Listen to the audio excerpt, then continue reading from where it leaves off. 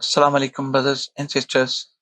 Have you ever thought about which are the top 10 Muslim economies in the world in terms of GDP, what their major exports and imports are, what the challenges they've been facing, economic, political, social, and technological challenges which they've been facing, and where do they stand in terms of global ranking as far as their economic power is concerned? Top 10 global economies list. Why? There are a number of reasons, but unfortunately, in this episode, we cannot list them all. So we will try to stick to listing up the top 10 Muslim economies in the world and their global rankings as far as the nominal GDP of these economies is concerned.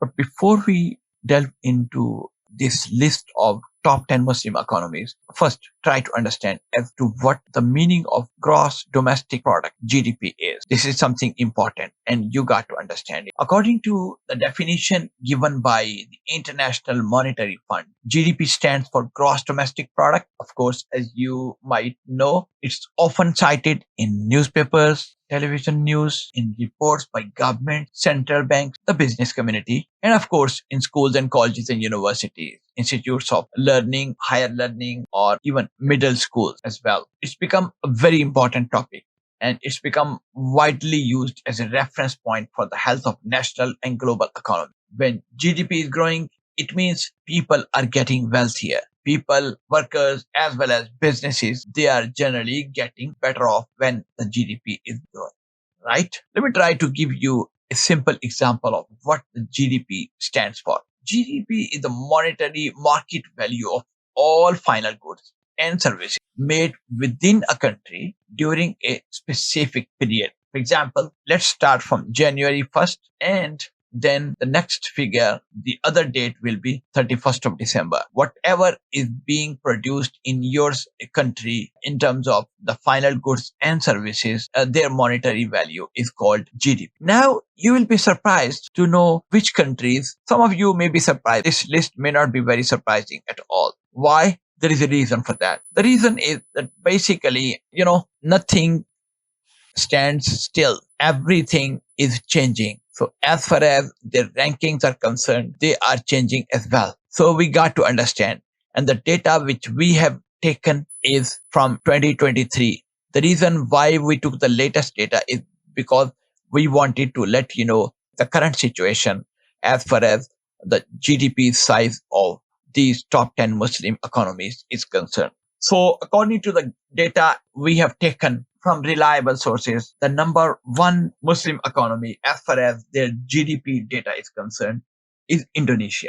And their global ranking is number 16. In the same way, Turkey comes number two in terms of Muslim economy, and their global ranking is number 17. They come pretty close to Indonesia. And the number three top Muslim economy is Saudi Arabia. Isn't it a bit surprising for many of you? And their global ranking is number 19. And after Saudi Arabia comes UAE, United Arab Emirates. And their global ranking, of course, United Arab Emirates stands number 4 in terms of Muslim economies GDP data. And their global ranking is 31. And the fifth Muslim country, which comes in this top 10 Muslim economies, Bangladesh. Their global ranking is number 33. Number 6 in this list, as far as the Muslim economies are concerned, comes Malaysia. And their GDP is 36. In the same way, the next one, the number seventh Muslim country is Egypt. And their global ranking is, in terms of course, nominal GDP, the global ranking is number 38. And brothers and sisters, do you know which the last three Muslim countries are in terms of their GDP size? Number 8 is Nigeria, and their global ranking is 39. And Iran's economy has shrunk quite considerably for the past few years. And now they stand at number 9 position in terms of the nominal GDP of Muslim economies. And their global ranking is 42. And the last, unfortunately, that is the case, although they are the only nuclear power among the Muslim countries, but their economy is being ruined these days. Their economy is in pretty bad shape. I hope and pray that they will be successful in the coming years. But for the time being, and the country which I'm going to talk about, which the country which I belong to, is basically Pakistan. They come at number 10, the last position. They occupy among the top Muslim economies in terms of GDP, and the global ranking is number 46. So, brothers and sisters, thank you so much for your time. I appreciate it. Now, the thing is, we have listed up these countries, and what we at the Halal Times plan to do in the upcoming episodes is that we plan to discuss these countries' exports and imports and what their share of the halal food products is. And to our understanding, it's an ongoing topic for the Halal Times staff. We plan to expand it in the future, inshallah, to give a more thorough understanding, to give a more detailed picture of which Muslim countries have been performing well, better for the last few years, and which direction they are heading to.